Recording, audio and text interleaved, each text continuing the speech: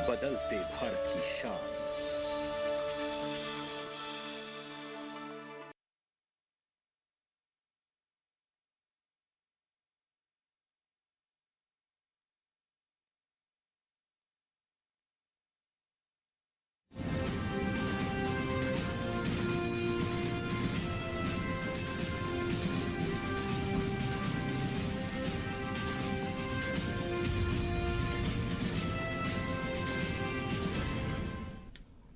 नमस्कार, किसान समाचार में आपका स्वागत है। मैं हूं रेशमा आपके साथ। आइए नजर डालते हैं इस वक्त की हेडलाइंस पर। राष्ट्रपति 9 अक्टूबर को अनुसंधान से असर तक न्याय संगत व लचीली कृषि खाद्य प्रणालियों की ओर विषय पर अंतर्राष्ट्रीय सम्मेलन का करेंगे उद्घाटन। केंद्रीय कृषि मंत्री नरेंद्र सिंह तोमर भारत के G20 शेरपा अमिताभ कांत सम्मेलन में करेंगे शिरकत।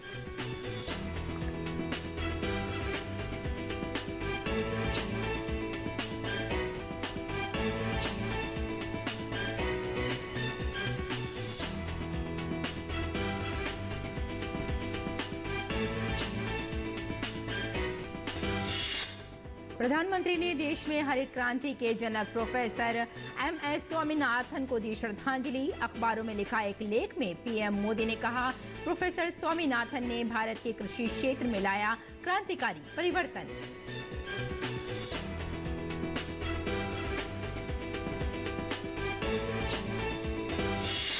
केंद्रीय मंत्री नरेंद्र सिंह तोमर ने शुक्रवार को ग्वालियर मुरार में भूमि पूजन कार्यक्रम को किया संबोधित।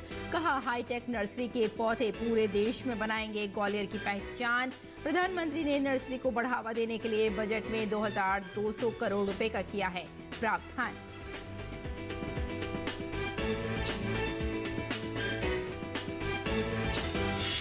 वस्त्र मंत्रालय ने कृषि और बागवानी उत्पादों की उत्पादकता में तेजी लाने के लिए एग्रोटेक पर राष्ट्रीय सम्मेलन किया आयोजित।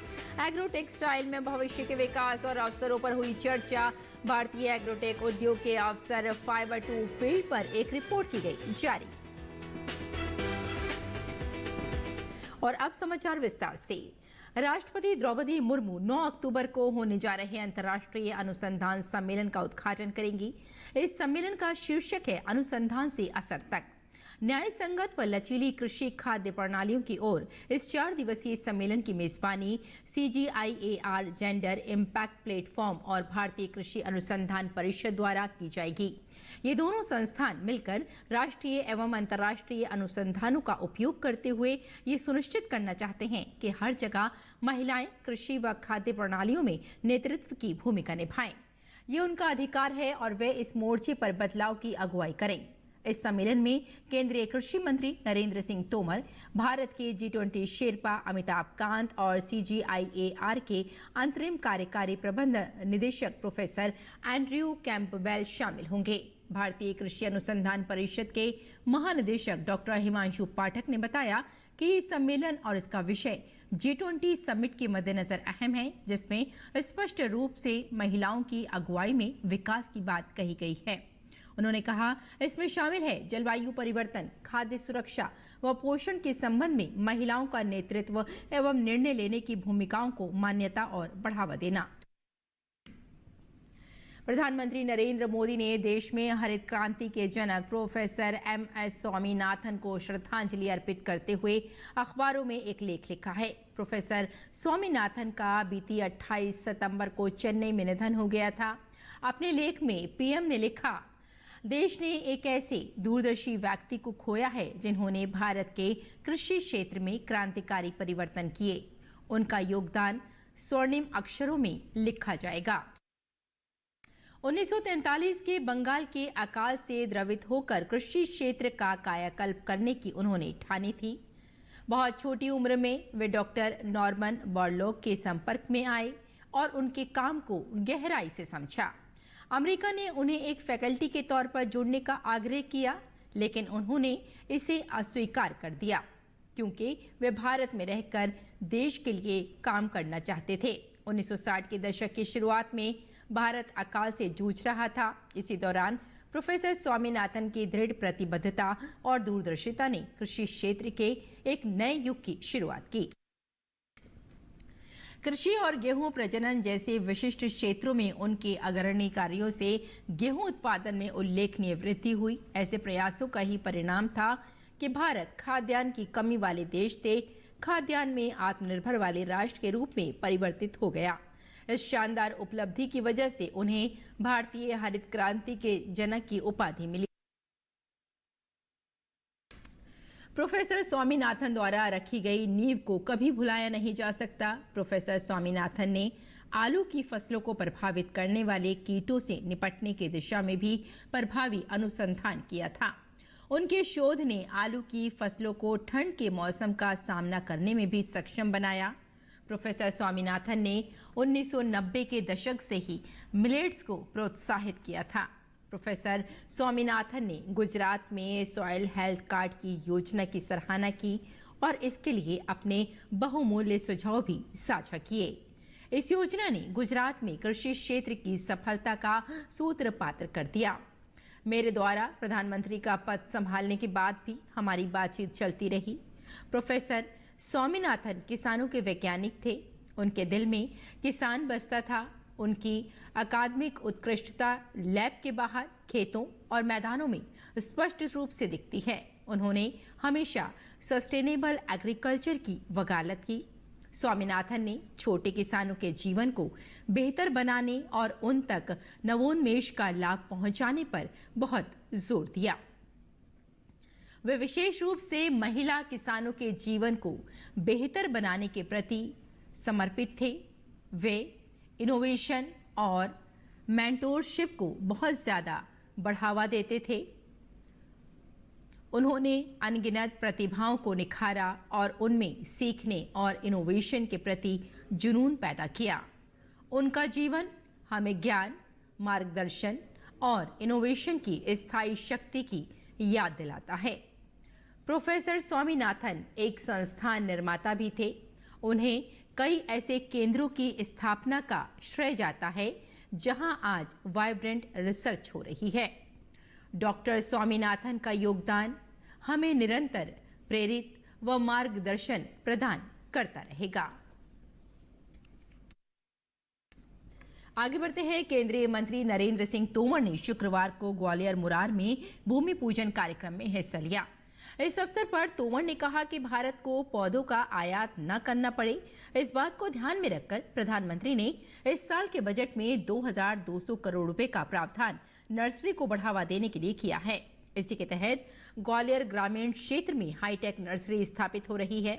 इसी तरह ग्वालियर में पोटैटो एरोपोनिक लैब भी स्थापित होने जा रही है, जिससे मिट्टी के बिना भी हवा और पानी में हाइब्रिड आलू बीज तैयार होगा। इस हाईटेक नर्सरी में उत्कृष्ट किस्म के पौधों का उत्पादन होगा। इन पौधों की आपूर्ति केवल मध्य प्रदेश में ही नहीं, संपूर्ण देश में होगी। उन्होंने कहा कि मुरार ग्रामीण क्षेत्र में स्थापित होने जा रही हाईटेक नर्सरी में उत्पादित पौधे पूरे देश में जाएंगे, जिससे देश भर में ग्वालियर की पहचान बनेगी। वस्त्र मंत्रालय ने राष्ट्रीय तकनीकी वस्त्र मिशन के तहत शुक्रवार को ITTA और SASMIRA के सहयोग से भारत में कृषि और बागवानी उत्पादों की उत्पादकता में तेजी लाने के महत्व पर जोर देते हुए एग्रोटेक पर राष्ट्रीय संगोष्ठी का आयोजन किया।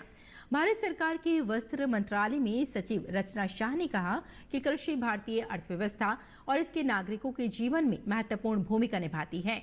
देश के GDP में कृषि का भी प्रमुख योगदान है और इसका दीर्घकालिक रुझान लगभग 18 से 20% है।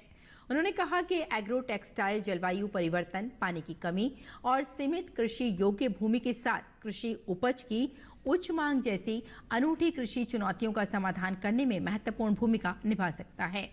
एग्रो टेक्सटाइल का उपयोग फसलों के बढ़ते चक्र को बढ़ाकर, पौधों को मौसम की स्थिति और कीटों से बचाकर कृषि उत्पादकता और कृषि आधारित उत्पादों की गुणवत्ता में सुधार करने में महत्वपूर्ण भूमिका निभाता है। उन्होंने कहा कि शोध और अध्ययनों से पता चला है कि बागवानी में एग्रो टेक्सटाइल के उपयोग से कृषि उत्पादकता में 2 से 5 गुना की वृद्धि होती है।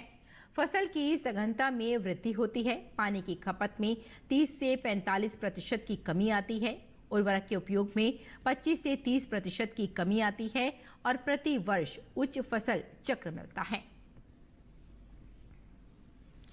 हरियाणा के कृषि एवं किसान कल्याण मंत्री जयप्रकाश दलाल ने कहा कि गुलाबी सुंडी से कपास की फसल को हुए नुकसान की सरकार भरपाई करेगी। उन्होंने कहा कि इसके लिए मुख्यमंत्री मनोहर लाल से बात हो चुकी है। उन्होंने कहा कि गुलाबी सुंडी के चलते किसानों को नुकसान हुआ है। ये मामला मुख्यमंत्री मनोहर लाल के संज्ञान में लाने के बाद उन्होंने सर्वेक्षण के लिए पोर्टल खोलने के निर्देश दिए हैं। गैर बीमित किसानों को क्षतिपूर्ति पोर्टल के माध्यम से उनकी खराब हुई फसलों का मुआवजा दिया जाएगा। उन्होंने किसानों से भी अपील की कि वे पोर्टल पर अपनी फसल की पंजीकरण की जांच कर लें। मंत्री ने कहा कि पराली जलाने की घटनाओं पर रोक लगाने के लिए हरियाणा सरकार पूरी गंभीरता से कार्य कर रही है। इसी के परिणाम स्वरूप गत वर्ष पंजाब के मुकाबले हरियाणा में केवल 10% ही पराली जलाने की घटनाएं हुई थी। इस वर्ष प्रदेश में पराली को लेकर 0 वार्निंग का लक्ष्य रखा गया है। इस लक्ष्य को हासिल करने के लिए अभी तक लगभग 80,000 पराली प्रबंधन मशीनें किसानों को दी जा चुकी हैं।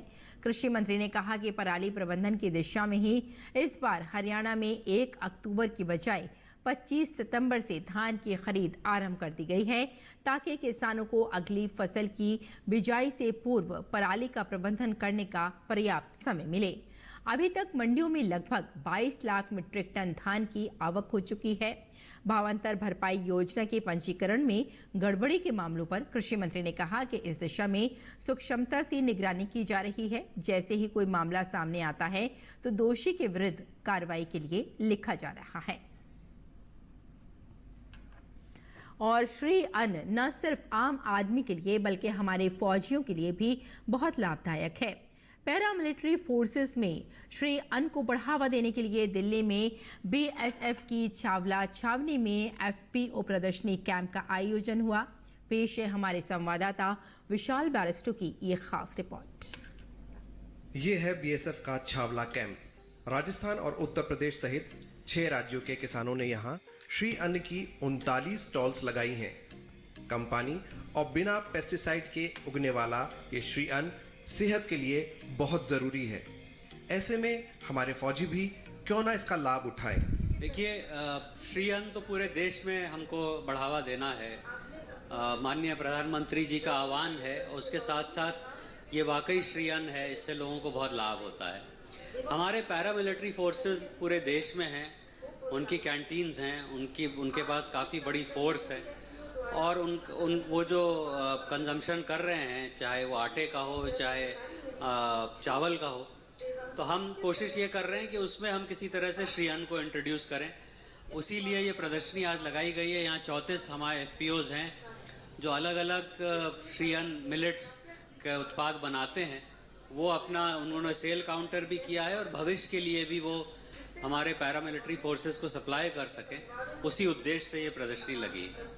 इस प्रदर्शनी को देखने के लिए केंद्रीय पुलिस बलों और उनके परिवारों में खास उत्साह देखने को मिला। श्री अन्न से डायबिटीज जैसी लाइफस्टाइल बीमारी से भी छुटकारा मिलता है, क्योंकि इसमें गेहूं की तरह ग्लूटेन नहीं होता। ये पापड़ है, ये जो ज्वार का बना हुआ है, इसमें तिल भी है, बड़ी हेल्दी चीज़ें हैं इसमें। और इसमें जो मेन चीज़ है वो है नमक, जो बड़ा मीडियम है इसमें, और खाने में बहुत अच्छा लग रहा है। इससे बीपी नहीं होगा और खाने में मतलब डाइजेस्ट सिस्टम भी ठीक रहेगा इसमें, तो इसलिए दिस इज़ वेरी बेस्ट। जो जवान है अपना पूरा दिन मेहनत करता है, बड़ा टाइम इनको जो डाइट चार्ट में ये शामिल किया जाए तो हेल्थ में काफ़ी सुधार आएगा। क्योंकि एक समय उम्र बढ़ते बढ़ते जवान को हालत ऐसे हो जाता है कि वो अपना एक जगह स्टैंड होने के लिए भी मुश्किल हो जाता है। तो वो ये सुपर फूड खाने ये मिलेट्स खिला के हम देखना चाहते हैं इनका इम्प्रूव कितना हो सकता है। और नो डाउट अभी तक हम लोग शुरू कर दिया और काफ़ी कामयाब भी है। इसमें जवान काफ़ी खुश है। श्री अन्न को आम आदमी की थाली का हिस्सा बनाने के लिए तरह तरह के जायकेदार व्यंजन भी अब बाजार में उपलब्ध हैं। हम यहाँ बीएसएफ में पहली बार आ रहे हैं और बहुत बढ़िया रिस्पांस मिला है। ये फौजी भाइयों के साथ पहली बार आए, बहुत अच्छा लगा हमको। ये मेरे हाथ में ये बाजरे का खाखरा है, उसे बाजरे के लोट से हम रोस्टेड करके बनाते हैं, हैंडमेड है। ये फायदा ये इसमें क्या लो कैलोरी आता है और ये चाय के साथ नाश्ते में खाते हैं। ये आम आदमी के लिए और फौजी भाइयों के लिए बहुत बढ़िया है।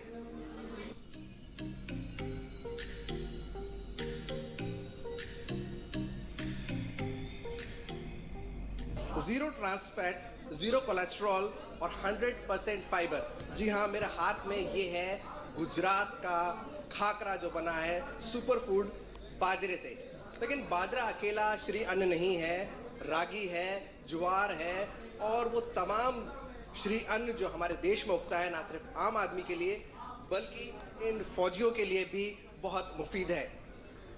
कैमरामैन राजेश और प्रमोद के साथ मैं विशाल Bairstow, TD news, BSF Chhawla. और आइए अब बात करते हैं मंडी भाव की और जानते हैं कि देशभर की मंडियों में क्या रहा भाव।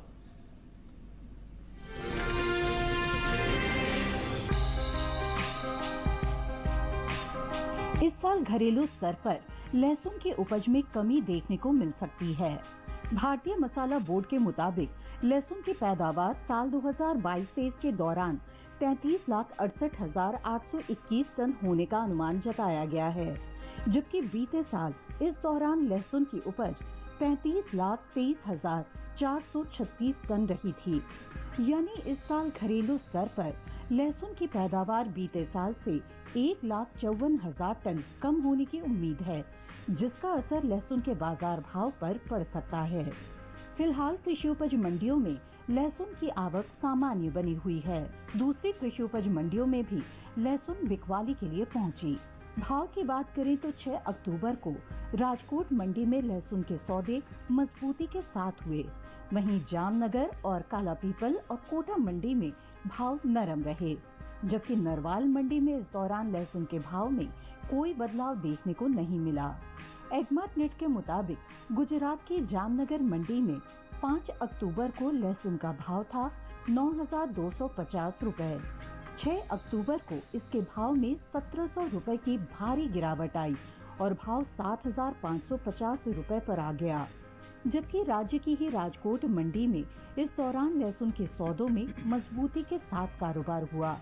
यहाँ 5 अक्टूबर को लहसुन का भाव रहा 8,000 रुपए। 6 अक्टूबर को इसके सौदे 450 रुपए उछलकर 8,450 रुपए पर हुए। हालांकि जम्मू कश्मीर के नरवाल मंडी में बीते 2 दिनों के दौरान लहसुन के भाव स्थिर रहे। यहाँ 5 और 6 अक्टूबर को लहसुन 15,000 रुपए पर बिकी। मध्य प्रदेश की कालापीपल मंडी में 5 अक्टूबर को लहसुन का भाव रहा 9,580 रुपए। 6 अक्टूबर को इसके सौदों में 370 रुपए की नरमी आई और भाव हो गया 9,210 रुपए। राजस्थान की कोटा मंडी में इस दौरान लहसुन के भाव में सुस्ती देखने को मिली। यहाँ 5 अक्टूबर को लहसुन का भाव था 10,000 रुपए। 6 अक्टूबर को इसके सौदे 500 रुपए टूटकर 9,500 रुपए पर हुए।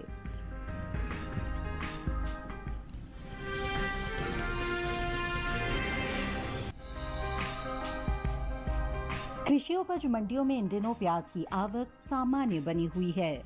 भाव की बात करें तो राजकोट और मोगा मंडी में प्याज के सौदे मजबूती के साथ हुए, जबकि पुणे मंडी में भाव नरम रहे। जबकि नरवाल मंडी में इस दौरान प्याज के भाव में कोई बदलाव देखने को नहीं मिला। एगमार्ट नेट के अनुसार गुजरात की राजकोट मंडी में 5 अक्टूबर को प्याज का भाव रहा 1,150 रुपए। 6 अक्टूबर को इसके भाव में 150 रुपए की तेजी आई और भाव जा पहुंचा 1,300 रुपए प्रति क्विंटल पर। वहीं जम्मू कश्मीर के नरवाल मंडी में बीते 2 दिनों के दौरान प्याज के भाव स्थिर रहे।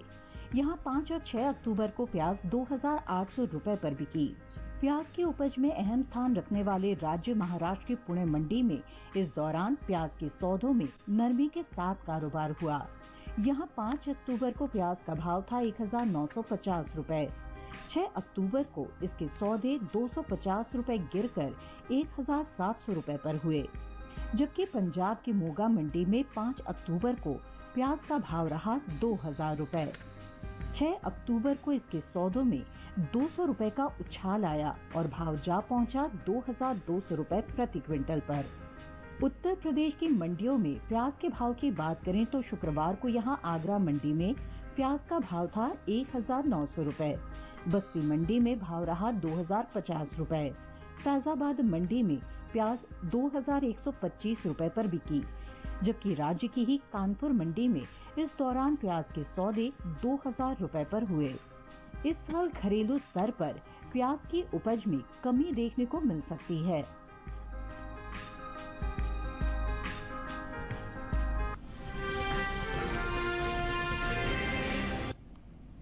और आइए अब जानते हैं कि किसान इस मौसम में कैसे रखें अपनी खेती का ख्याल।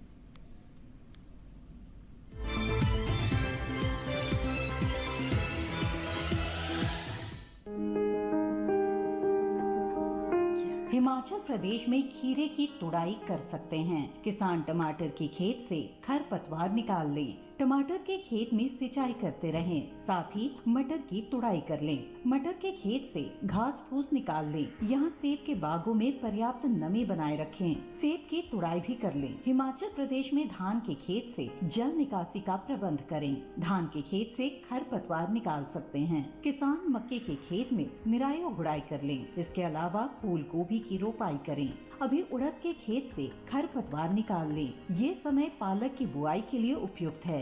हिमाचल में पत्ता गोभी की रोपाई करें। वहीं उत्तराखंड में धान की कटाई कर लें। किसान प्याज की बुआई कर ले। अभी किसान लहसुन की भी बुआई करते रहें। यहाँ पालक की बुआई कर सकते हैं। इसके साथ ही गाजर की बुआई के लिए समय उचित है। उत्तराखंड में गन्ने के खेत से पानी की निकासी का प्रबंध करें। किसान मक्के के खेत से जल निकासी की उचित व्यवस्था करते रहें। इसके अलावा सोयाबीन में कीट लगने की आशंका बनी हुई है। ऐसे में सोयाबीन में कीटों से बचाव के लिए कृषि विशेषज्ञों की सलाह से कीटनाशक का छिड़काव करें। साथ ही गेहूं की बुआई कर सकते हैं। इस समय तिल की भी बुआई करते रहें। उत्तराखंड में जौ की बुआई करें।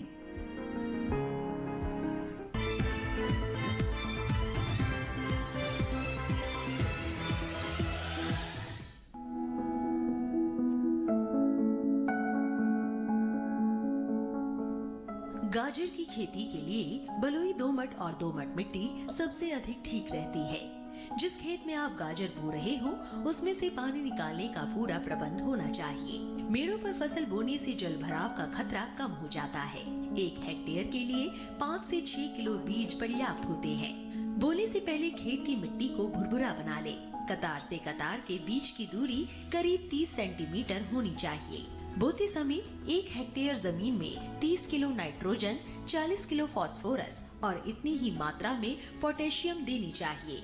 बुआई के 25 से 30 दिन बाद 15 किलो नाइट्रोजन दे दे और 45 से 50 दिन बाद भी 15 किलो नाइट्रोजन प्रति हेक्टेयर के हिसाब से दे। जब बीज उगाए तो 8 से 10 दिन के अंतराल पर सिंचाई करें। गाजर की फसल के साथ अनेक खरपतवार उगाते हैं जो भूमि में नमी और पोषक तत्व लेते हैं, जिसके कारण गाजर के पौधों का विकास और बढ़वार पर प्रतिकूल प्रभाव पड़ता है। इन्हें खेत से निकालना बहुत आवश्यक हो जाता है। निराई करते समय पंक्तियों से अनावश्यक पौधे निकालकर मध्य की दूरी अधिक कर देनी चाहिए। साथ ही बढ़ी हुई जड़ों में हल्की निराई गुड़ाई करते रहना चाहिए।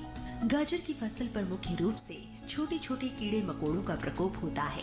इसकी रोकथाम के लिए नीम का काढ़ा पंप की मदद से 10 से 15 दिन के अंतराल पर छिड़काव करें। गाजर की फसलों में आर्द्र गलन रोग के कारण बीज के अंकुरित होते ही पौधे संक्रमित हो जाते हैं, जिससे तने का निचला भाग जो भूमि की सतह से लगा रहता है सड़ जाता है। फलस्वरूप पौधे वहीं से टूटकर गिर आते हैं। इस रोग की रोकथाम के लिए विशेषज्ञों की सलाह पर बीजोपचार कर ले। गाजर की जड़ों की खुदाई तभी करें जब वे पूरी तरह विकसित हो जाए। खेत में खुदाई के समय पर्याप्त नमी रखें। साथ ही फसलों को सुखाकर उचित स्थान पर भंडारित करें।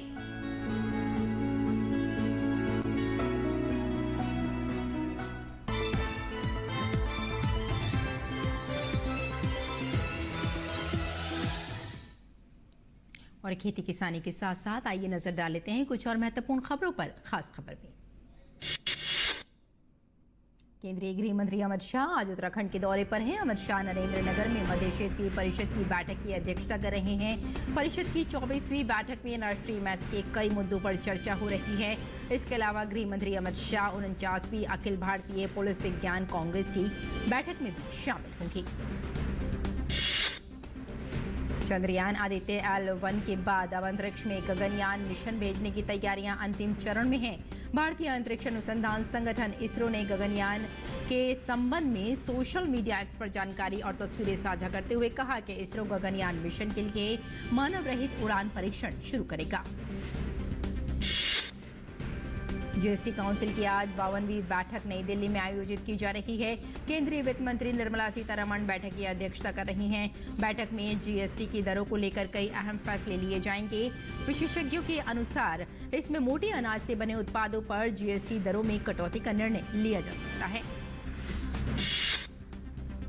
सिक्किम के मुख्यमंत्री प्रेम सिंह तमांग ने मंगन जिले के बाढ़ प्रभावित क्षेत्रों और राहत शिविर का दौरा किया। तमांग ने भारत सरकार से लगातार मिल रहे सहयोग के लिए आभार व्यक्त किया है। उन्होंने कहा कि राज्य में आई बाढ़ की मौजूदा स्थिति पर केंद्र सरकार बारीकी से नजर बनाए हुए है। दिल्ली आबकारी घोटाला मामले में आम आदमी पार्टी के सांसद संजय सिंह इन दिनों प्रवर्तन निदेशालय की कस्टडी में हैं। मामले में संजय सिंह के करीबी विवेक त्यागी भी ईडी के समक्ष पेश हुए। शुक्रवार को संजय सिंह के करीबी सर्वेश मिश्रा से ईडी ने करीब 9 घंटे तक पूछताछ की थी। ईडी का आरोप है कि शराब घोटाले के आरोपी कारोबारी दिनेश अरोड़ा ने राज्यसभा के सदस्य संजय सिंह के आवास पर 2 बार से 2 करोड़ रुपए नकद दिए थे। गृह राज्य मंत्री नित्यानंद राय ने दिल्ली के शौर्य CRPF ऑफिसर्स इंस्टीट्यूट में रैपिड एक्शन फोर्स की 31वीं वर्षगांठ को संबोधित करते हुए कहा कि RAF का काम बल प्रयोग करना उनके धैर्य और कुशलता का परिचायक है। उन्होंने कहा कि रैपिड एक्शन फोर्स में कानून व्यवस्था कायम करने की अद्भुत क्षमता है।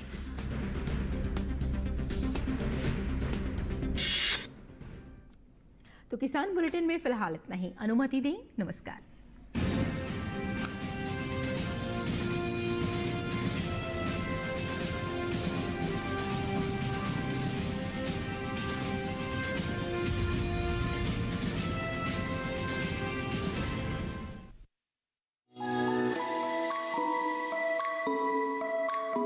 मुर्गी की गर्दन का बिगड़ने लगे संतुलन, पांव या पैरों पर जब ना रहे नियंत्रण, पोल्ट्री फार्म में हो सकता है बीमारी का प्रकोप। रानीखेत रोग पर कैसे लगेगी रोक? देखिए मुर्गियों में रानीखेत रोग, लक्षण और बचाव अपना पशु चिकित्सक में इस रविवार शाम 6:30 बजे सिर्फ दूरदर्शन किसान चैनल पर। इस वक्त हम मौजूद है जम्मू एंड कश्मीर के जिला जम्मू में, जिसका गांव पड़ता है डबकरंदीन। आज हम बात करेंगे मृदा स्वास्थ्य कार्ड योजना के बारे में। हम मिट्टी की जांच इसलिए कराई है कि हम देखें कि हमारी मिट्टी के अंदर क्या प्रॉब्लम आती है। जब से उसकी जांच कराई है, जो उसके अंदर लिखा है उसी हिसाब से हम अभी डाल रहे हैं। साथ ही साथ हम बात करेंगे प्रधानमंत्री किसान सम्मान निधि योजना के बारे में। किसान सम्मान निधि जो स्कीम है वो जिन जमीनों पे मालिकाना हक है वो उनको दी जाती है। 1947 और 1970 की वॉर में जो लोग यहाँ आए हैं उनको काश्तकारी का हक दिया गया है। सबसे पहले मैं उन सभी टीम को धन्यवाद करना चाहता हूँ। टीम गाँव-गाँव में जाके घर घर में जाके ये स्कीम बता रही है। फिर मैं अपने माननीय प्रधानमंत्री जी को धन्यवाद करना चाहता हूँ। देखिए कार्यक्रम चौपाल चर्चा मृदा स्वास्थ्य कार्ड योजना और प्रधानमंत्री किसान सम्मान निधि योजना पर 9 अक्टूबर सोमवार सुबह 9 बजे, पुनः प्रसारण रात 9:30 बजे, सिर्फ दूरदर्शन किसान चैनल पर। किसान उत्पादक संगठन, जिन्हें आमतौर पर FPO के नाम से भी जाना जाता है, ये इतने फायदेमंद हैं कि कश्मीर से लेकर कन्याकुमारी तक के किसान इनसे जुड़ रहे हैं और लाभान्वित हो रहे हैं। भारत सरकार ने स्कीम लाया है FPO किसानों के लिए, तो हम लोगों ने अपने FPO का गठन किया और आज हमारे FPO में 500 किसान हैं, जिसमें से 160 महिलाएं भी जुड़ी हुई हैं। फसल बेचने के लिए आसानी से मिल रहा बाजार। हमारे साथ कम से कम 700 से 700 फार्मर जुड़ चुके हैं, जिनमें से 400 महिलाएं हैं।